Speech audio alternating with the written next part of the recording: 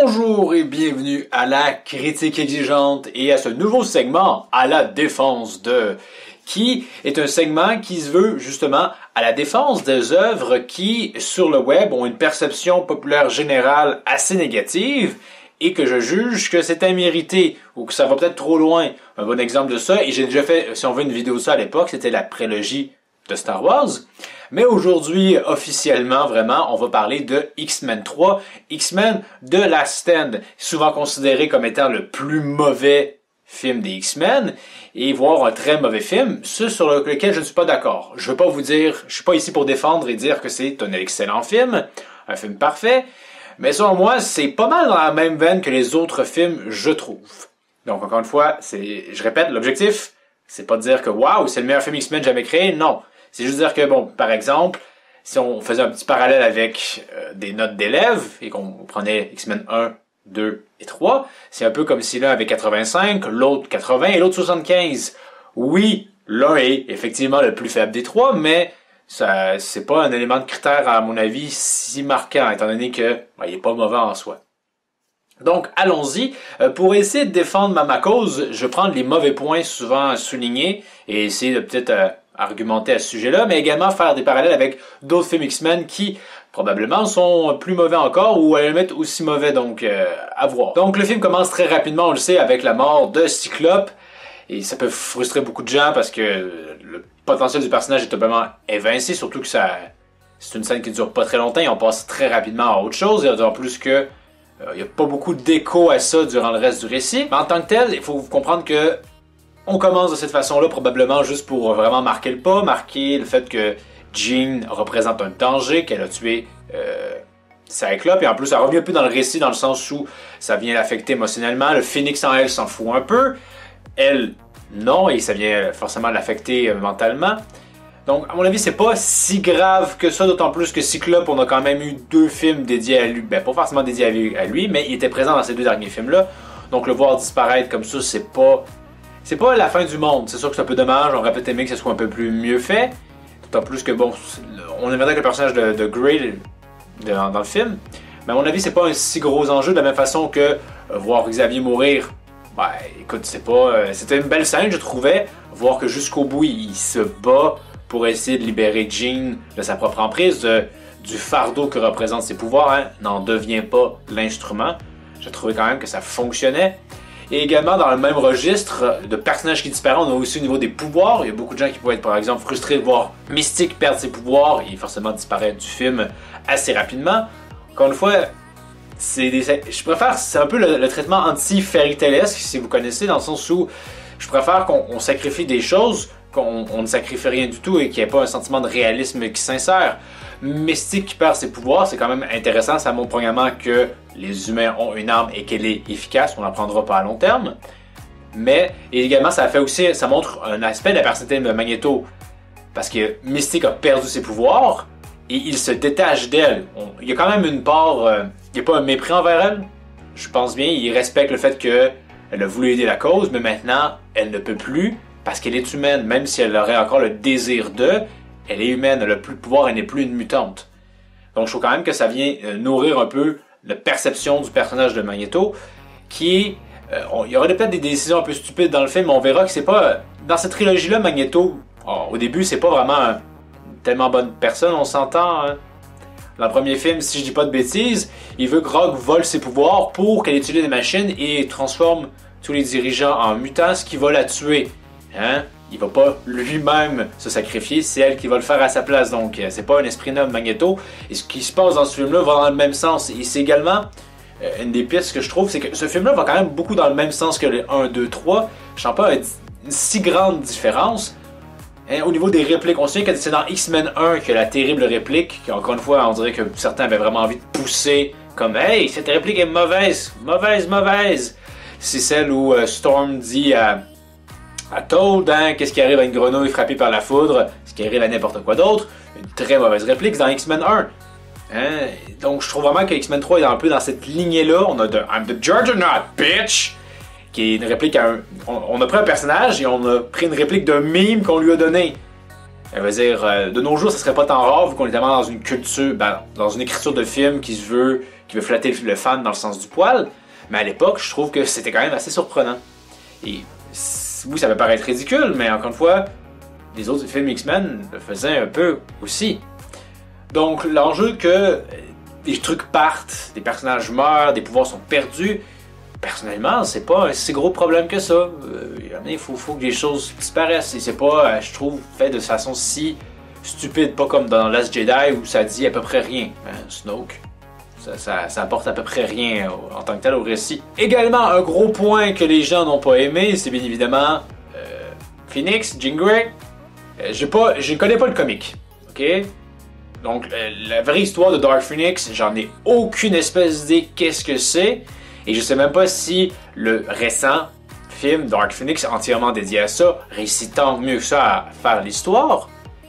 C'est sûr que, visuellement parlant, là-dessus, je fais une concession totale. Jean Grey a juste l'air d'une espèce de sorcière maléfique, zombie-esque. Elle a absolument pas l'air d'un phénix et c'est pas du tout en raccord avec ce qu'on avait vu dans X-Men 2. Mais, encore une fois, si on peut faire un parallèle, et je sais que ça change pas tant de choses, mais ça permet de moins de relativiser. De la même façon, le film Dark Phoenix n'est absolument pas en raccord avec X-Men Apocalypse, qui à la fin nous montre déjà la présence du Phoenix, tandis que dans Dark Phoenix, finalement, c'est là qu'elle acquiert le pouvoir du Phoenix. Donc, les faux raccords, c'est pas juste dans X-Men 3 que ça se produit, hein. Et en fait, on pourrait peut-être en parler dans une autre vidéo juste pour le plaisir de, mais c'est fou comment la série X-Men multiplie les faux raccords et qu'on aura bientôt probablement un portage vers le MCU pour simplement faire table rase de tout cela. Ce qui est, à mon avis, non plus quand même pas une bonne chose parce que, si vous le savez, le MCU, je m'en bats un peu les steaks couilles. Donc, c'est pas comme dans le comic. Est-ce que c'est si grave que ça? Visuellement parlant, oui, parce que c'est absolument pas en phase. Mais autrement, je trouve que ça fonctionne quand même bien parce qu'encore une fois, ça vient raconter des choses par rapport à Charles Xavier qui a intervenu pour modeler l'esprit de Jeans pour éviter le pire. Et on traite de cet enjeu-là. Il y a Wolverine qui est bien placé pour le savoir, dit que hey, en voulant enfermer une bête en cage, c'était pas la bonne idée. Il y a un échange et pour une fois, on voit vraiment plus une espèce de forme d'agressivité de Charles qui est explicable parce que effectivement, il sait que c'est peut-être en partie sa faute et peut-être qu'en fait, il est en colère contre lui-même. Il y a quand même du sous-texte ici, c'est quand même intéressant. Et également, avec Phoenix et Logan, on a une relation qui était présente dans le 1, le 2 et le 3 et qui se poursuit ici. Donc, encore une fois, je trouve c'est en lignée de ce qui s'est passé dans X-Men 1 et 2. Et encore une fois, si je fais un parallèle, Dark Phoenix, ça va traiter de Jean Grey, personnage qui n'était pas présent tant que ça dans X-Men Apocalypse et qui apparaissait comme un cheveu sous la soupe à la fin. Donc c'est un peu drôle de faire comme « Hey, ce personnage que vous connaissez pas, le film va être entièrement dédié à elle. » Il n'y a pas eu d'attachement. Elle n'était pas présente dans First Class, pas présente dans Days of Future Past, à peine présente dans X-Men Apocalypse, et là tu me dis que oh, c'est le temps de faire un film sur elle. Ouais, écoute, c'est pas forcément la plus sage des décisions à mon avis. Également, on a la deuxième, si on veut, arc dans le film, c'est-à-dire celui avec la cure pour guérir le facteur X, empêcher les mutants d'avoir leur pouvoir de mutant. Je trouvais que c'est intéressant, que ça rentrait justement avec ce qu'on traitait, la place du mutant au sein de la société, et que maintenant les humains ont trouvé un moyen de les guérir, et que les mutants peuvent librement à eux aller peut-être se guérir parce que ça peut être un lourd fardeau. En ce sens-là, la scène d'introduction avec Angel qui essaie désespérément de couper ses ailes pour plaire à son père ou cacher le fait qu'il soit un mutant, c'était vraiment une scène très réussie. Et dans ce film-là, qui est quand même, on s'entend, très standard, on a beaucoup d'arcs qui sont résolus au cours du film, notamment justement une certaine forme de réconciliation d'Angel avec ses propres pouvoirs et potentiellement avec son père. De la même façon, au début, Logan qui ne veut pas travailler en équipe et qui à la fin travaille en équipe finalement pour battre Magneto. C'était très shonnesque comment ils combinaient leurs pouvoirs, mais c'était intéressant de voir que si dans X-Men 1 ils galéraient pour vaincre Magneto, ici il y a le sérum, même si Beast aurait pu apparaître puis juste assommer Magneto. C'est intéressant de voir comment ils ont progressé et comment ce coup-ci ils arrivent à vaincre Magneto. Également, il y a aussi d'autres éléments des précédentes séries qui sont réglés, comme je l'ai dit, la relation Jean et Logan, mais également la rivalité entre Iceman et Pyro. Également, on poursuit l'évolution du personnage de Rogue, pas forcément de la façon la plus intéressante qui soit, dans le sens où elle cherche à renoncer à ses pouvoirs, de façon non de façon seulement temporaire, on le sait. On a l'apparition de Kitty Grey, Kitty, je sais plus son nom de famille, c'est qui est capable de se rendre intangible. Donc, c'est pas si mal que ça. Et des points négatifs, on va s'entendre, les henchmen, les hommes de main de Magneto sont assez lambda. Hein, il y en a une qui est capable, comme l'équivalent de Quicksilver, être super rapide, mais en plus capable de localiser les mutants. Pourquoi est-ce qu'il y a deux pouvoirs qui sont absolument... Il n'y a pas un lien entre ces deux pouvoirs-là. C'est un peu étrange. On a également l'espèce de Spike, pas super intéressant. Et en plus, dans le même film, Logan va affronter une autre forme de Spike, un peu plus intéressante par contre. Il y a également le personnage qui est capable de dédoubler, que je trouvais assez intéressant, sous-utilisé dans le film, mais quand même. De Juggernaut, très différent, j'imagine encore une fois de son équivalent dans son film. En même temps, il est super secondaire dans ce film-là, c'est quand même juste un gros lourdeau. Et on pourra peut-être en parler parce qu'il y a également Colossus dans ce film-là. Il y a un petit parallèle justement entre comique versus pas comique.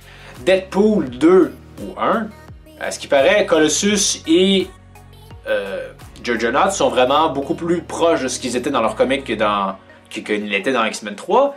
Est-ce que ça a apporté une plus grande value que ça? Par exemple, dans le cas de Colossus, si oui, le personnage est russe et a donc un accent russe, franchement, la différence entre les deux, dans l'un, il est forcément plus prédominant que dans l'autre. Dans X-Men 3, Colossus fait à peu près rien. Et c'est normal. Et puisqu'il ne fait rien, c'est normal qu'il soit pas forcément un haut personnage. Mais c'est fou à quel point je trouve que dans Deadpool, ben écoute, c'est pas un tant plus fort personnage que ça, à mon avis. Et de la même façon, Juggernaut, dans l'un, c'est juste un foutu gars en CGI tout le long. Il est pas très bien fait d'ailleurs. Dans l'autre, ben au moins j'apprécie le côté réel de la chose. Et également dans X-Men 3, je voulais souligner aussi peut-être encore une fois Mystique, parce que on retranspose dans l'autre série. Jennifer Lawrence en Mystique, ça ne fonctionne pas. Dans Days of Future Past, c'était tôt combien forcé, parce que justement Jennifer Lawrence était une grande star à l'époque. Ben, elle encore, mais je pense qu'on aura un petit peu descendu. Le buzz autour d'elle a passé. Elle est de retour dans X-Men Apocalypse et il semble s'en battre complètement les couilles. Et finalement, petit spoiler pour Dark Phoenix, elle a réussi à convaincre la Fox de se faire tuer dans le film pour ne plus avoir à être là-dedans parce que ça l'a fait ô combien chier, notamment de porter le maquillage de la même façon pour Beast. Et on va parler de Beast dans X-Men 3. À quel point X-Men 3 au moins est intéressant parce que justement les interprètes de Mystique et de Beast, ben ils prennent leur rôle à cœur, ils se disent ben oui, il faut que j'ai l'air de ça, c'est ce qui définit d'une certaine façon le personnage, alors que dans les autres trilogies vont toujours trouver un moyen de faire en sorte qu'ils n'aient pas l'air de ce dont ils ont l'air, parce que les acteurs, ah non, j'aime pas ça porter le costume de mon personnage. Juste pour ça, je trouve quand même qu'il y a une valeur. Beast dans X-Men 3 est très réussi, je trouve, au niveau du visuel. Quand il se bat, c'est quand même relativement intéressant, même s'il se bat pas très souvent, mais niveau visuellement parlant, juste chapeau à mon avis. Donc, X-Men 3 possède oui des défauts, comme par exemple Jean qui vient rejoindre Magneto et qui fait à peu près rien avec lui et qu'on sait pas pourquoi elle le rejoint, à part qu'il faut qu'elle soit là pour la bataille finale. Ouais, c'est un peu con, mais le film quand même regorge de scènes qui je trouve sont assez spectacles. C'est sûr que c'est spectacle, ça ne vole pas haut en termes de réflexion, mais la libération de Mystique par Magneto qui fait juste balayer les véhicules d'un revers de la main, c'était assez cool. Et quand il déplace le pont, ben ça aussi. La bataille finale, bien que c'est un peu déplorable que Magneto ait une si grande armée de mutants et qui sont capables d'absolument rien faire face aux X-Men, ben j'ai quand même trouvé ça intéressant. Le petit combat de Wolverine contre le gars capable de repousser ses membres, c'était assez marrant. Quand Magneto balance des véhicules et que Pyro les fait exploser, ben ouais, c'est quand même du spectacle assez divertissant. Donc, je trouve que le film a des bonnes qualités. Oui, il y a des défauts, mais encore une fois, on se souvient que les sous-fifres, chaque point que je peux trouver mauvais que je peux trouver à X-Men 3, je trouve qu'il est relativement applicable à X-Men 1 et 2, et voire aussi à d'autres films X-Men, X-Men Wolverine Origin. Ouais, c'est pas super comme film. Apocalypse aussi, les Chevaliers de l'Apocalypse, ouais, surtout qu'un est Magneto et qui ne va absolument rien faire dans le film. Il va juste comme commencer à hey, je suis en train de détruire le monde en extirpant le métal. Tu veux pas te battre contre nous? Non! Ok, on va te convaincre de devenir gentil. Et ça marche. Ça servait à peu près à rien. On a une Angel qui revient, mais qui est à peine pas. Bref, les Chevaliers de l'Apocalypse étaient vraiment pas super intéressants. Et à ce qui paraît, Dark Phoenix, je ne l'ai pas vu, même si j'en sais quelque chose. À ce qui paraît, là aussi, c'est vraiment pas extraordinaire. Et je sais pas si c'est plus près du comique. Est-ce qu'on voit que finalement, bref, être plus près du comic, ça ne résout pas tout. Donc, je le répète, X-Men 3 a des défauts, mais ces défauts-là, je pense qu'on peut les retrouver à travers les autres X-Men. Donc, ça fait en sorte que, peut-être qu'il est un petit peu en déca, mais dire que c'est le plus mauvais film des X-Men, comme dire « Ah, les autres étaient si bien et ça, c'est de la merde », ben, je ne trouve pas. Mais vous, qu'est-ce que vous en pensez? Hein? Est-ce que c'est vraiment en déca 2, proche? Si vous aviez des notes à donner, qu'est-ce que vous donneriez? Donc, faites-moi en part dans les commentaires, ça me fera un plaisir d'échanger avec vous. Donc, merci d'avoir regardé. Pour la prochaine critique exigeante, je ne le sais pas. La semaine prochaine, c'est probablement un pitch de vente sur le tournoi du pouvoir. Donc, encore une fois, ça risque d'être potentiellement un très long pitch. Donc, ça va être beaucoup de plaisir à écrire, encore une fois, j'imagine, et beaucoup de plaisir à jouer. Donc, merci d'avoir regardé. N'hésitez pas à vous abonner, partager la bonne nouvelle, aimer la vidéo, laisser un commentaire et tout le tralala. Et je vous dis à la prochaine critique exigeante.